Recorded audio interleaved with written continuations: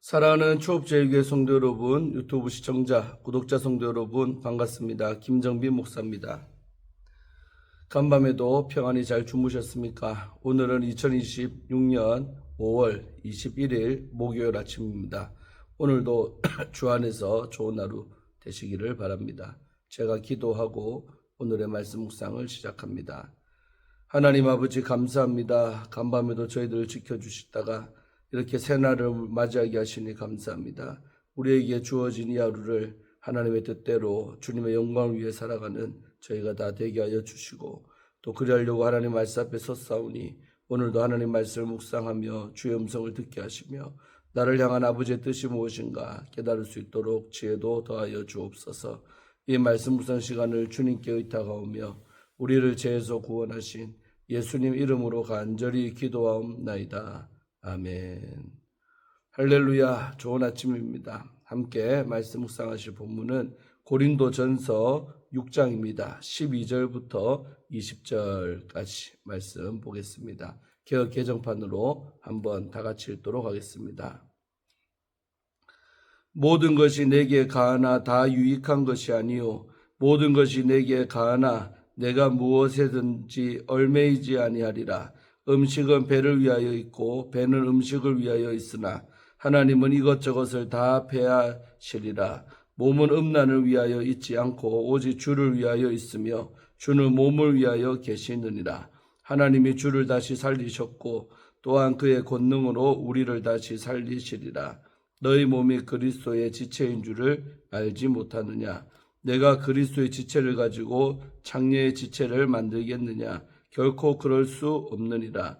장녀와 합하는 자는 그와 한 몸인 줄을 알지 못하느냐? 일렀을 때 둘이 한 육체가 된다 하셨나니 주와 합하는 자는 한 영이니라.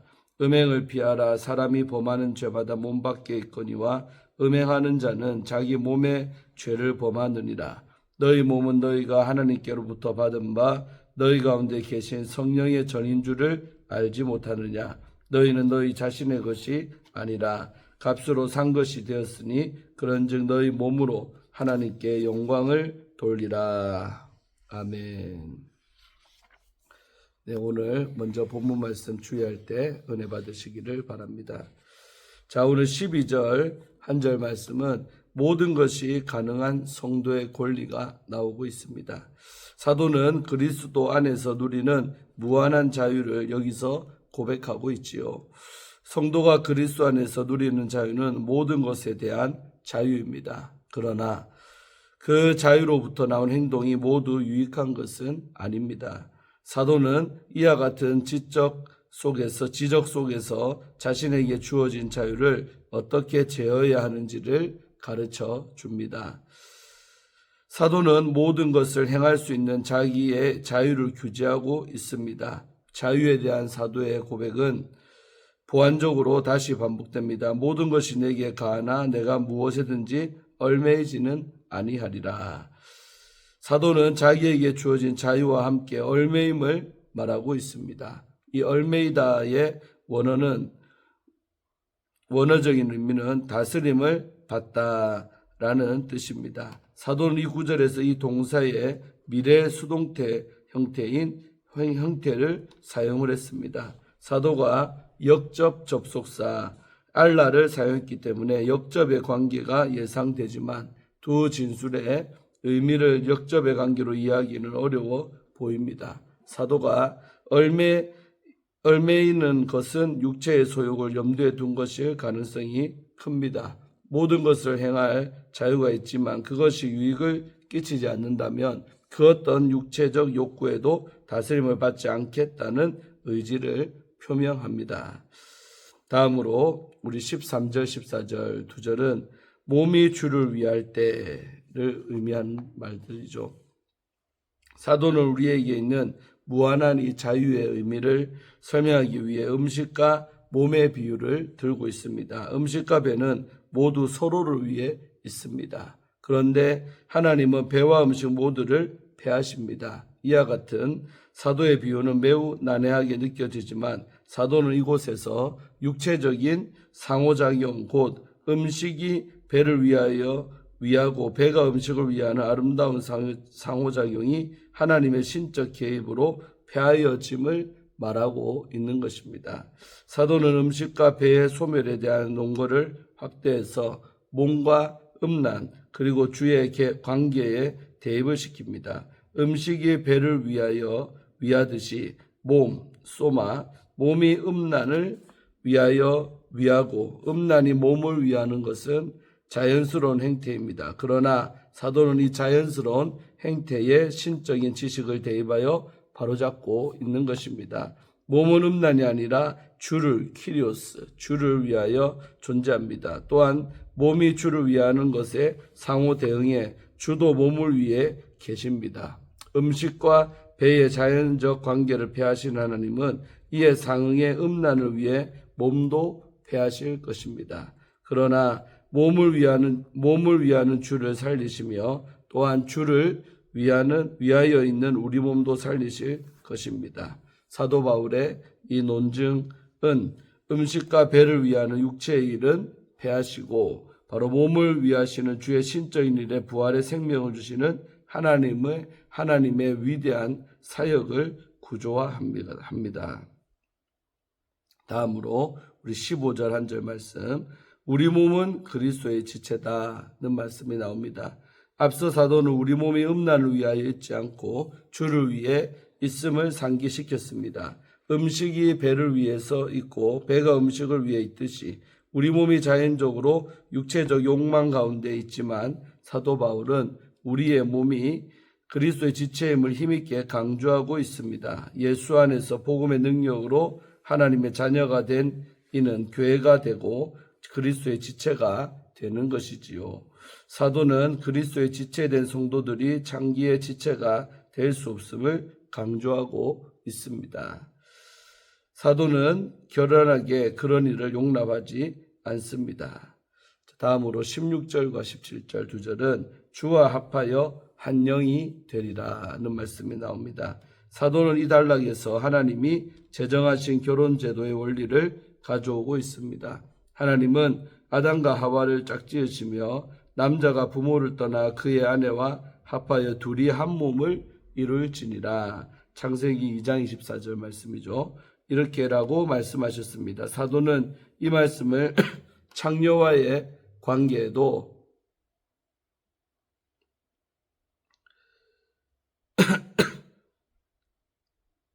적용을 하고 있습니다. 사도는 창녀와 합하여 일어날 두려운 결과를 경계하면서 오히려 주와 합하라고 고면을 합니다. 주와 합하는 자는 한 영이니라. 우리 17절 말씀이죠. 여기서 사도 바울은 창세기에서 하나님이 주셨던 말씀을 갱신하고 있습니다. 사도는 둘이 합하여 한 육체가 되는 결혼 제도의 완성을 바로 예수님을 믿는 성도가 주와 합하여 한 영이 되는 곳에서 발견하고 있습니다. 성도가 만약 창녀와 합한다면 창녀와 한 몸이 되어서 죽음에 이를 것이요 주와 합하면 한 영이 되어서 부활의 영생을 얻는다는 것이 사도 바울의 주된 논거가 됩니다. 자, 18절 한 절 말씀, 음행을 피하라는 말씀이 나옵니다. 사도 바울은 음란으로부터 도망치라고 재차 권면합니다. 사도는 여기서 음행이 미치는 범죄의 영역을 특정합니다. 다른 모든 죄는 몸 밖에서 범하지만 음행은 자기 몸에 범하는 죄입니다. 이와 같은 논증은 앞서 창녀와 합하는 자가 창녀와 한 몸을 이룬다는 논증을 따른 것입니다. 음행은 하나님이 세우신 결혼 질서를 파괴하고 자기 몸에 큰 죄의 상처를 입히는 것입니다.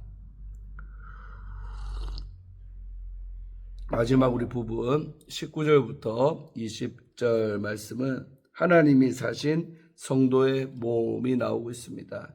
무엇보다 유념해야 할 것은 몸이 성도에게 주어졌지만 그 소유가 성도 자신에게 있지 않다는 사실입니다. 사도는 우리 몸의 소유권을 성령 하나님께 돌리고 있습니다. 너희 몸은 하나님께로부터 받은 바 성령의 전이다.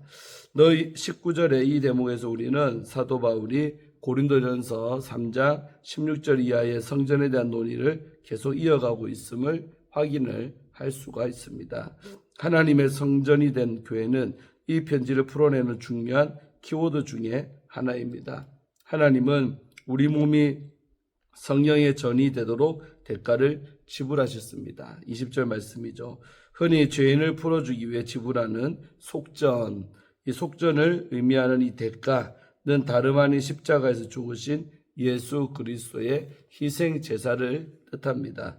예수님의 죽음을 대가로 하나님은 우리의 몸을 매입하신 것입니다. 우리의 몸이 우리 소유가 아니고 성령이 거하시는 성전으로 하나님이 매입을 하셨으니 우리는 어떻게 해야 할까? 사도는 그런즉 너희 몸으로 하나님께 영광을 돌리라고 명령하고 있는 것입니다. 자, 우리 주예는 마쳤고요. 다음으로 우리 자유로운 믿음을 소유한 성도의 삶이란 주제를 가지고 말씀 함께 묵상 나눌 때 은혜 받으시기를 바랍니다. 오늘 본문은 성도가 자유를 어떻게 사용해야 하는지를 가르쳐 줍니다. 고린도 교회 안에는 음행을 가볍게 여기며 모든 것이 가하다라고 말하는 사람들이 있었습니다. 바울은 그들의 말에 정면으로 반박하며 성도의 몸이 누구에게 속해 있는지를 분명히 합니다. 이는 단지 개인의 윤리 문제가 아니라 그리스도의 몸된 교회와 복음의 영광이 걸린 문제이기 때문입니다. 이 말씀은 오늘 우리를 향합니다. 성도된 우리는 어떤 믿음 위에 서야 할까요? 첫째로 성도가 누리는 자유를 통해 복음이 전파되어야 합니다. 바울은 모든 것이 가능하지만 모든 것이 유익한 것이 아니라고 말합니다. 이는 성도의 자유는 그것이 가져올 유익에 초점을 두어야 함을 바로 의미합니다.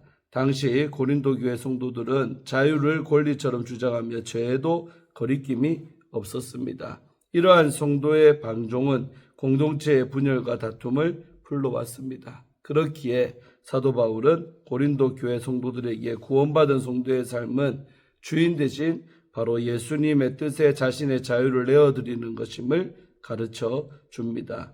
이어서 음식과 배의 논리로 육신의 문제를 가볍게 여기려는 사도 앞에서 여기시려는 시도 앞에서 바울은 성도의 몸이 개인의 욕망, 곧 음행을 위하는 것이 아니라 주님을 위하는 것이라고 단호히 말합니다. 그리고 하나님이 주님을 살리셨듯이 우리도 살리실 것이기에 몸의 가치를 부활의 소망 위에다가 둡니다. 사랑하는 성도 여러분, 신앙의 본질은 무엇이든지 할 수 있다는 데 머무르지 않습니다. 우리의 자유가 주님을 기쁘시게 하고 공동체를 살리는지 점검해야 합니다. 둘째로 그리스도와 연합이 음행과 양립할 수가 없습니다. 15절에서 바울은 우리의 몸이 그리스도의 지체라는 사실을 상기시키며 음행이 단지 내 몸의 문제가 아니라 그리스도의 지체를 재내어주는 일이 된다라고 말합니다. 죄는 언제나 개인의 자유처럼 포장되지만 그 끝은 결국 주님과의 관계를 무너뜨리고 영혼을 무디게 만듭니다. 이어서 바울은 창세기의 말씀을 인용해 성적인 관계가 결코 가벼운 행동이 아님을 드러냅니다. 둘이 한 몸이 된다는 말은 하나님이 남자와 여자를 결합시키는 언약적 질서를 가리키며 몸의 결합이 사람의 마음과 삶을 깊이 묶는다는 사실을 보여줍니다. 그래서 음행은 잠깐의 선택으로 끝난 일이 아니라 하나님이 세우신 관계의 질서를 거스르며 사람을 흔드는 죄가 됩니다. 우리는 그리스도의 사랑으로 죄에서 자유롭게 된 성도입니다. 죄의 자리에서 주님과 멀어지는 길이 아니라 주님과 연합하는 길을 다시 선택하는 성도가 되시기를 소망합니다. 셋째로 우리의 몸은 성령의 전입니다. 18절에서 바울은 음행을 피하라고 단호하게 말씀합니다. 성도의 몸은 성령의 전이기 때문이죠. 성령께서 거하시는 몸을 죄의 도구로 바꿀 수는 없지요. 성도의 몸은 더 이상 성도의 소유도 아닙니다. 그리스도께서 십자가에서 흘리신 피로 우리를 사셨기 때문입니다. 성도는 자신의 몸으로 하나님께 영광을 돌려야 합니다. 20절 말씀이죠. 주님을 따르고 선을 행하는 성도의 삶은 세상을 주님께로 인도하는 복음의 통로가 되어야 합니다. 주님이 우리를 사셨기에 주님이 책임지시고 또한 주님이 이끄십니다. 중요한 것은 죄를 겉으로만 피하는 것이 아니라 죄에 대한 인식이 근본적으로 바뀌는 것입니다. 오늘 실천할 수 있는 작은 순종 하나를 선택하며 그 순종이 하나님께 영광이 되고 우리 삶을 다시 세우는 은혜의 길이 되기를 소망합니다. 사랑하는 성도 여러분, 오늘 본문은 자유를 오해하는 시대 속에서 성도가 무엇 위에 서야 하는지 분명하게 가르쳐 줍니다. 자유는 자신의 욕망을 넓히는 도구가 아니라 그리스도 안에서 유익을 이루는 길이어야 합니다. 또한 우리는 성령이 거하시는 전이며 값으로 산 존재입니다. 그러므로 유혹이 가득한 세상 속에서 주님을 붙들어야 합니다. 무엇이든지 할 수 있지만 그리스도의 복음을 위해 그 자유를 기꺼이 주님께 내어드리는 믿음의 길을 걷는 성도가 되시기를 간절히 축원드립니다. 아멘. 우리 마지막으로 류웅열 우리 목사님 쓰신 납작 엎드리기라는 책의 일부분을 읽어드리고 마치려고 합니다. 언젠가 다른 교회 세례식에 참석을 했는데 그곳에서 한 성도님의 간증을 들었습니다. 어릴 때 교회에 다니다가 대학을 졸업하고 직장생활하면서 신앙을 버리게 되었다고 합니다. 그런데 뇌경색이 찾아왔고 한쪽 팔과 다리를 못 쓰게 되었습니다. 이 일을 계기로 다시 주님 앞에 나와 예수님을 영접하고 세례를 받게 되었다라고 했습니다. 그러면서 이런 이야기를 했습니다. 누군가 제게 이전에 건강한 몸으로 하나님을 모르던 때로 돌아가기를 원하느냐고 묻는다면 결코 원하지 않는다라고 대답을 하겠습니다. 비록 제 몸은 성치 않지만 하나님을 아는 지금이, 하나님의 사랑을 깨달은 지금이 훨씬 더 행복하기 때문입니다. 하나님 앞에서 자기 자신을 발견하고 천국의 기쁨을 맛본 사람의 진솔한 고백입니다. 하나님을 사모하기에 매 순간 그분의 전을 사모하며 살아가는 사람의 고백입니다. 처음 주님을 만났을 때를 기억하십니까? 청년의 때에 하나님께 올려드렸던 고백을 기억하십니까? 하나님 한 분만으로 만족한다고 표현할 수 없는 영원한 생명의 감격으로 짤 바를 모르던 때, 시간을 흘러 그때에 20대 30대 청년이 40, 50대 중년이 되어갑니다. 처음 주님을 만났을 때 우리의 고백이 그러했다면 이제는 그 고백대로 살아내야 할 때입니다. 아멘. 예, 아주 은혜가 되는 간증입니다. 오늘도 귀한 큐티함을 통하여서 오늘도 하나님의 음성을 들으신 줄로 믿습니다. 우리의 몸은 우리의 것이 아니라 하나님의 것이고 주의 영광을 위해 사용되어져야 할 귀한 몸입니다. 오늘 하루도 나의 육체를 주의 영광 위해 잘 쓰는 우리 모두가 되어야 될 줄로 믿습니다. 기도하고 마칩니다. 하나님 아버지 감사합니다. 오늘 이 아침에 하나님 말씀을 묵상하며 주의 음성을 듣게 하시니 감사합니다. 하나님 아버지, 우리 안에 여전히 죄의 욕구가 있어서 내 몸이라고 내 마음대로 살려고 했던 우리의 욕망들이 있는데 아버지, 우리 말씀처럼 우리가 그 죄에다가 나의 육체를 던지는 자가 아니라 오히려 하나님의 영광을 위해 육체가 사용되어지는 우리의 몸이 하나님의 거룩한 성령이 거하시는 성전임을 다시 한번 깨닫습니다. 참 우리의 몸을 소중히 다루며 이 육체가 주의 영광을 위해 잘 쓰여질 수 있도록 애쓰고 노력하는 저희가 다 되게 하여 주시옵소서. 정말 하나님의 영광을 위해 남은 인생 열심으로 살아가는 모든 성도님들의 아름다운 삶이, 복된 삶이 될 줄로 믿습니다. 영광받아 주옵소서. 오늘 하루도 주의 영광 위에 살아가는 한날 되게 하여 주실 줄로 믿사옵고 예수님 이름으로 간절히 축복하며 기도하옵나이다. 아멘. 할렐루야. 오늘도 좋은 하루 되시고 내일 아침에 또 큐티로 함께 우리 만나겠습니다. 샬롬.